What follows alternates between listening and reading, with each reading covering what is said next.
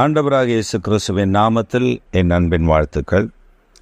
இந்த நாளிலேயும் இந்த காலவேளையில் உங்களை சந்திப்பதில் மகிழ்ச்சி அடைகிறேன். இன்றைக்கு நம்முடைய தியானத்திற்காக நாம் தெரிந்து கொள்கிற வேத வசனம் எரேமியாவின் தீர்க்கதரிசன புஸ்தகம் 33 அதிகாரம் 14 வசனம். இதோ நாட்கள் வரும் என்று கர்த்தர் சொல்லுகிறார், அப்பொழுது இஸ்ரவேலின் குடும்பத்துக்கும் யூதாவின் குடும்பத்துக்கும் சொன்ன நல்வார்த்தையை நிறைவேற்றுவேன். நாட்கள் வரும் என்று கர்த்தர் சொல்லுகிறார், நான் இஸ்ரவேலின் குடும்பத்திற்கும் யூதாவின் குடும்பத்திற்கும் சொன்ன நல் வார்த்தைகளை நிறைவேற்றுவேன். தேவனுடைய வார்த்தை அது பழுதற்றது. அவர் சொல்லுகிறார், நான் ஒரு வாக்குத்தத்தம் பண்ணிவிட்டால் அதை நிறைவேற்றாமல் விட மாட்டேன். நாட்கள் வருகிறது, அந்த நாட்களுக்காக காத்திருங்கள். மேன்மையும் மகிமையுமான காரியத்தை நான் செய்கிறவர் என்பதை ஆண்டவர் நமக்கு விளங்க பண்ணுகிறார். ஆம் பிரியமான கர்த்தருடைய பிள்ளைகளே, நமக்கு ஒரு காரியம் புரியவில்லை. வாக்கு பண்ணுகிறார், அதை ஏன் நிறைவேற்ற மாட்டேங்கிறார்? நிறைய வாக்கு தத்தங்கள் அப்படியே நின்றது போல இருக்கிறதே என்றெல்லாம் நாம் யோசிப்போம். ஒரு சமயம் ஒரு மகள் ஒரு சகோதரி என்னிடத்தில் கேட்டாள். அவள் கேட்டாள், ஆண்டவர் நிறைய வாக்கு தத்தங்களை என்னை குறித்து ஆண்டவர் சொன்னார், அது உங்களுக்கும் தெரியும், ஏன் அதை நிறைவேற்றவில்லை என்று சொல்லி அவள் கேட்டாள். ஆனால் அவளுக்கு நான் பதில் ஒன்றும் சொல்லவில்லை. காரணம், ஆண்டவர் உண்மையுள்ளவர், மாறாதவர். அவள் கேட்ட கேள்வி அவளுக்கே பதில் தெரியும். ஆனால் அவள் என்னிடத்தில் கேட்கிறாள், இப்படி நடக்கிறதே என்று சொல்லி.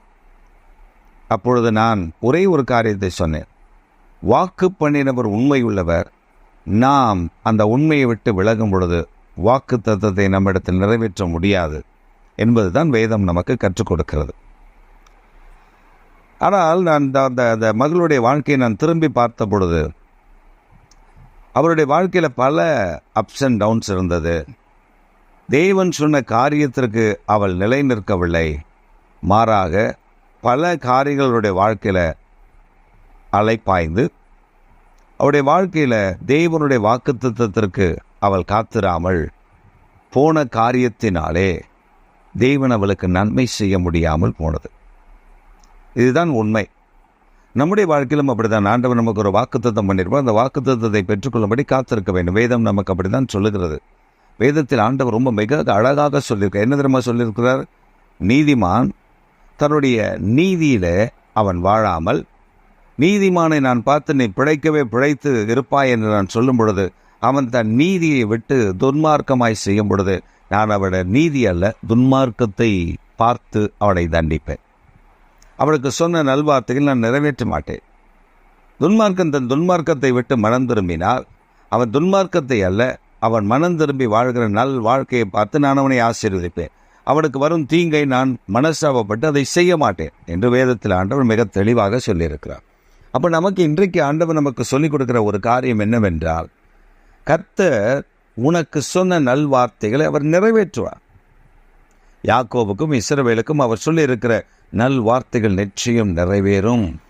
நிறைவேற்றுகிற கர்த்தர், நாம் அதற்கு பாத்திரமாய் மட்டும் வாழ வேண்டும். பாத்திரம்னா என்ன?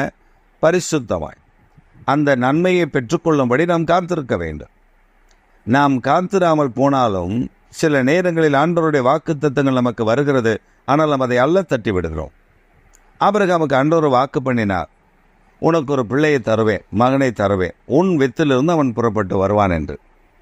சாராள் தான் உனக்கு பிள்ளை பெற்றுக் கொடுப்பாள் என்பதையும் ஆண்டவர் தெளிவுபடுத்தியிருந்தார். ஆனால் நடந்தது என்ன? அவன் குழந்தைக்காக காத்திருக்கும் பொழுது சாராள் அவசரப்படுகிறார். ஆகாரை கொண்டு வந்து கொடுக்கிறான். ஆகாரை அவன் ஏற்றுக்கொண்டு அவளுக்கு ஒரு குழந்தை பிறக்கிறது. அந்த குழந்தையை சாராள் தான் பெற வேண்டும். அப்பொழுதுதான் அது புத்திர பாக்கியத்தை பெறும். அதுதான் புத்திர சுவிகாரத்தை பெறும்.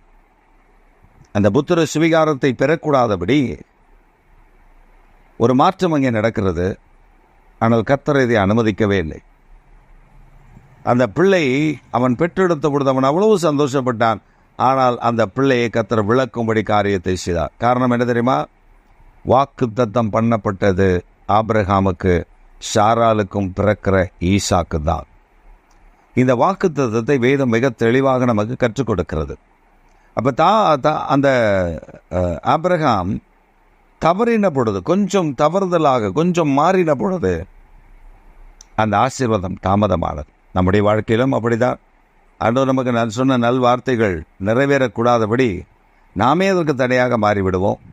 ஆனால் கர்த்தர் பொறுமையாக இருப்பார். மாறி வரும்பொழுது கர்த்தர் நமக்கு நன்மை நிரப்பி விடுவார். இன்றைக்கு ஆண்டவர் உங்களை நிரப்ப போகிறார், உங்களுக்கு நன்மை செய்ய போகிறார்.